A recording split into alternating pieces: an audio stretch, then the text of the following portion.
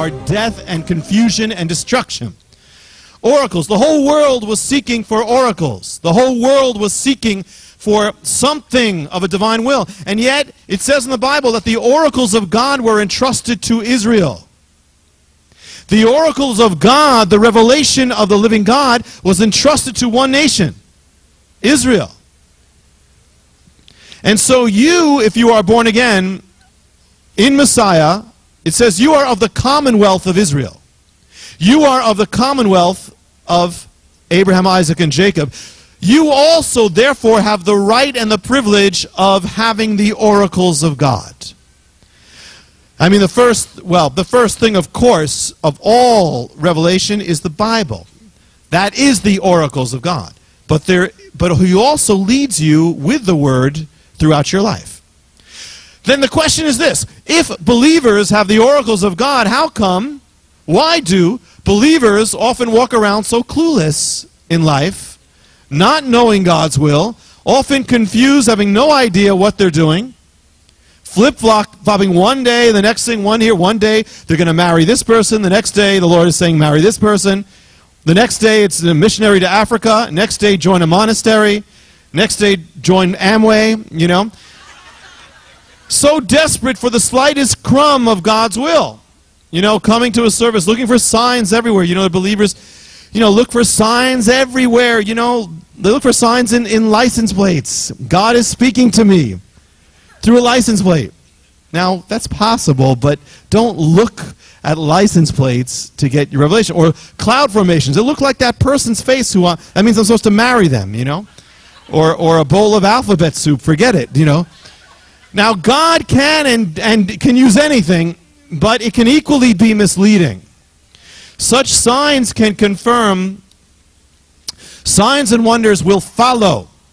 They don't primarily lead in the new covenant.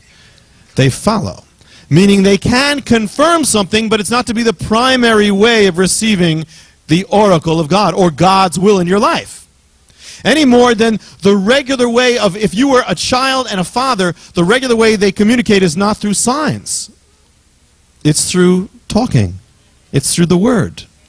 But God does give signs. But that's not the primary way of revealing His will in your life. He confirms often through that. Or in another way, there's another way that we seem to have no oracles of God, and that is that believers will say, I need to get counsel. I need to get counsel. Now, it's good that you're seeking godly counsel. That's good. But there's an extreme in this, and there's something that can be wrong. I need to get counsel, and if you don't give me counsel, I won't know. How is God? You're the only one who can give me counsel. Well, then what happens if that person's not there? What happened to God? Don't you have a relationship with God? You know? Now, again, counsel from other believers can be good because they can give you objectivity, and there can be, but that is still not to be the primary way.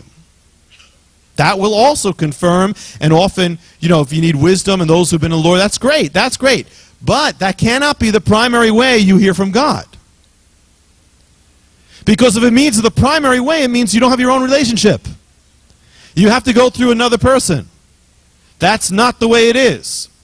There are some religions that tend to try to do that. You have to go through me. You have to. The cults do that, and many religions do that. You have to go through this person. No, you don't. You go direct to God. People can confirm, but you have to learn how to talk to God and to hear from God. It says in Isaiah 9, He shall be called Wonderful Counselor. That means, it says Wonderful Counselor. If that's one of His titles, it must mean that one of the main things that He does and wants to do is to counsel you. He must be real good at it. Because that's one of His main titles. And it doesn't say good counsel, it says Wonderful Counselor. So the promise of God is that God will be your counselor. God will be your wonderful counselor. God promises to be your God. It says, the Lord is my shepherd. What does that mean? Well, a shepherd guides you. A shepherd guides and protects, but guides, leads first. There's a privilege of that. So there's a problem when we are so dependent on other things, like signs and wonders, or people to tell us God. It's one thing if you don't know God, if you're not born again, but if you're born again, It can keep you from growing in God. It can keep you from growing up in God. You know, and also things can get lost in translation. But you know, the game, the thing, telephone, one person says one thing, they go to the next, and by the time it gets around, it's something else. Well, you know, if you're depending on other people to tell you God's will for your life, you know, that can get lost in the translation.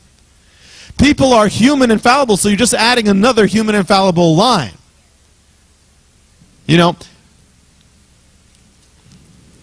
the Old Testament, in the Old Covenant, the priests would stand before God, and they were the ones, you know, who would get the will of God. Some of you were brought up with priests, you know, in other words, those who said, you know, they're intermediaries.